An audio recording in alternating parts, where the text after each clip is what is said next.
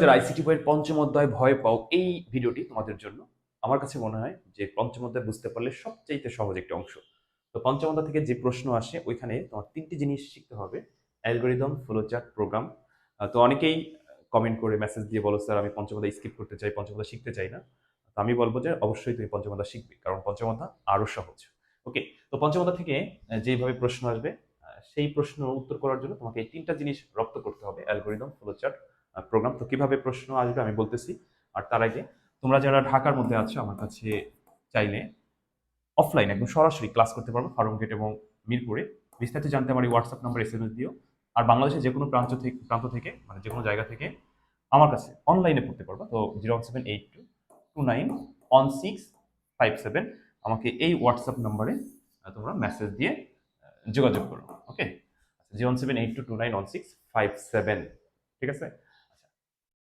তো যেটি বলছিলাম যে এখান থেকে প্রশ্ন কিভাবে আসে। প্রশ্ন আছে এরকম আসে, এটা মুছে ফেলি।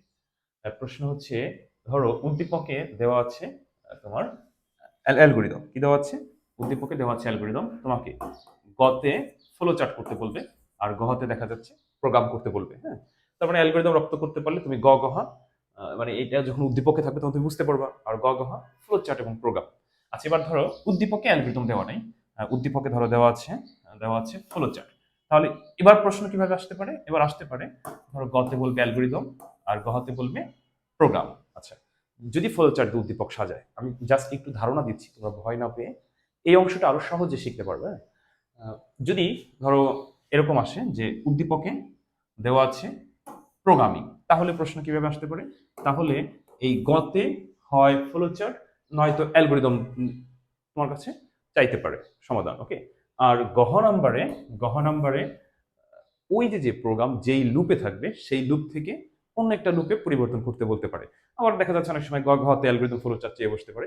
তো এই যে আমি যা বললাম, সাধারণত এই ফরম্যাটগুলোতে প্রশ্ন আসে, এই ফরম্যাট। হ্যাঁ, তো মাত্র 3টি জিনিস কেন তুমি শিখতে পারবে না? যারা বলো যে পঞ্চম অধ্যায় স্কিপ করতে চাই, বলে যে আবারও বলি যে পঞ্চম অধ্যায় তুমি শিখবে না, এখান থেকে প্রায় 2টি প্রশ্ন আসে, সময় কম লাগে, আবার পারলে 10-এ 10, তার মানে 2টি প্রশ্ন থেকে তুমি 20 মার্ক পেয়ে যাচ্ছ। আর আইসিটি কিন্তু মানে একদম হুবহু প্রশ্ন আসে না, একটু একটু কি পরিবর্তন করে প্রশ্ন আসে। দেখবা যে বিগত সালের যে বোর্ড কোর্সে হুবহু তুমি কখনোই পাবে না, সামান্য সামান্য পরিবর্তন। আর যখন তুমি এগুলো মানে নিজে রপ্ত করতে পারবা, ক্যাচ করতে পারবা, দেখা যাচ্ছে যে যেভাবে প্রশ্ন আসে তুমি উত্তর করতে পারবে। আবার বলছি, পঞ্চম অধ্যায় ভয় না পেয়ে পঞ্চম অধ্যায় শেখার চেষ্টা করো, জাস্ট অ্যালগরিদম, ফ্লোচার্ট, প্রোগ্রামিং। আমি আজকের এই ক্লাসে আমি এই বিষয়ে মানে আর কথা বাড়াচ্ছি না। পরবর্তী ক্লাসে আমি ফ্লোচার্ট, অ্যালগরিদম, প্রোগ্রাম শিখাবো। আগে আমি তোমাদের হোয়াইট বোর্ডে শেখাতাম, এখন স্মার্ট বোর্ডে শেখানোর চেষ্টা করব। আমার মনে হয় যে আগের চাইতে আরো বেশি ভালো আউটপুট তোমাদের দিতে পারবো, ভালো শেখাতে পারবো। তো সবাই মানে প্রস্তুত থাকো, আমি নিয়মিত ভিডিও দিব ভাবছি। সকল অধ্যায় থেকে তাড়াতাড়ি তাড়াতাড়ি দিয়ে বেসিক আমাদের স্টার্ট করব, তারপর এমসিকিউ শিখবো, প্র্যাকটিস চালাবো। ওকে, আর সরাসরি ঢাকায় থাকলে আমার সাথে দেখা করে ক্লাস করতে পারো। যদি বাংলাদেশের অন্য কোনো জায়গা থেকে আইসিটি নিয়ে দুশ্চিন্তায় থাকো তাহলে অনলাইনে যোগাযোগ করতে পারো। তো ঠিক আছে, প্রিয় শিক্ষার্থীরা ভালো থেকো, পরবর্তী কোনো ক্লাসে তোমাদের সাথে আবার কথা হবে। আল্লাহ হাফেজ।